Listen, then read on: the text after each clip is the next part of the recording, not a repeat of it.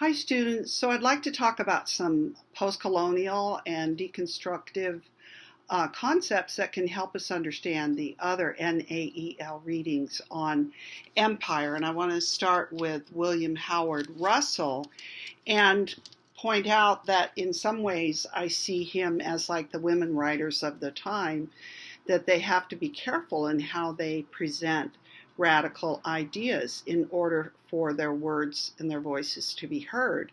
And he is quite brave in going ahead and saying, yeah, well, yes, certainly the massacre that happened in India during the mutiny was horrific. Babies were killed, women were killed, they were slaughtered, they were thrown down wells. But that's what massacres are, and that's what happens in war. And massacres have always been that way. But he goes even further. He suggests that I see nothing else but force employed in our relations with the governed, with the Indians. We do not keep our treaties. We do not keep our faith with them. We pursue a fixed and nor do we pursue a fixed and equitable policy, and nor do we follow the precepts of Christianity. So he's making a very powerful and radical statement in the face of the colonizers, but he also covers it over a little bit as well in order to get away with it.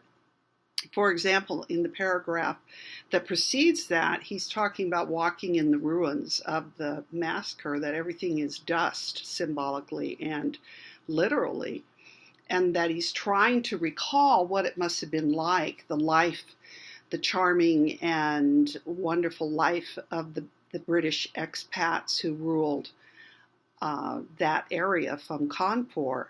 And he talks about the millinery anxieties, the ices, the champagnes, the suppers, the golden-robed Nana sahibs moving about, the etiquette, the visits of the brigadier, the parties, all these things. Britain brought its own ways and systems to the colonies and pretty much put a bar around themselves, separated themselves from the locals, not only through those customs, but in their very living situations. So I find that quite impressive. And you also have, the deconstructive gap or the aporia that we can find in another text like John Jacob Thomas, who talks about, why should these black people be, he's making fun of the rhetoric of Chamberlain and those types. He's saying, why should the blacks be grateful to us? You seem to think that these former slaves should be grateful that we disenslave them, if you will. And which is quite on the basis of quote-unquote skin pride. And so he's calling out the rhetoric and the rationale for racism and enslavement and colonialism. And Thomas particularly makes fun of Froude in this particular section. Now let's look at Matthew Arnold, who is a good example of really quite the idiocy of race definition in the time period, because he's calling the Celtics a race separate from the Anglo-Saxons, who he also views as a race. And so we can see that at the same time that the 19th century is really pursuing and pushing forward the idea of race in itself, at the same time that countries are being formed, it's not our idea of race today. He's saying that, oh, those Irish, oh, those Scots, oh, those Welsh, they're all very romantic. They write beautiful poetry. They sing beautiful songs. They have a sensibility towards life. They have feeling.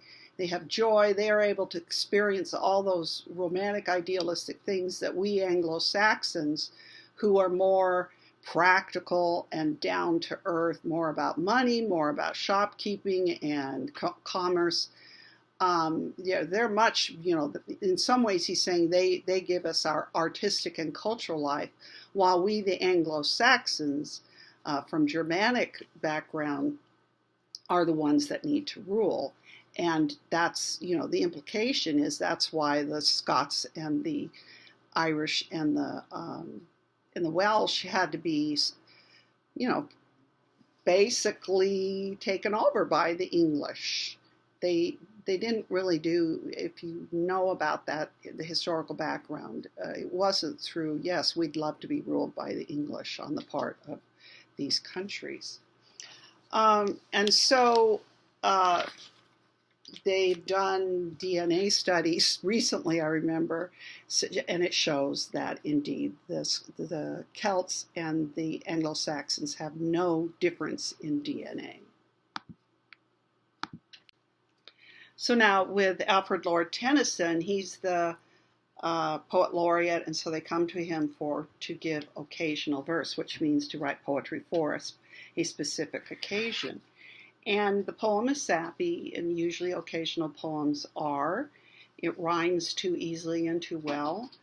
But he's talking at the end of the poem about we are one with Britain, heart and soul, one life, one flag, one fleet, one throne. Britons, hold your own.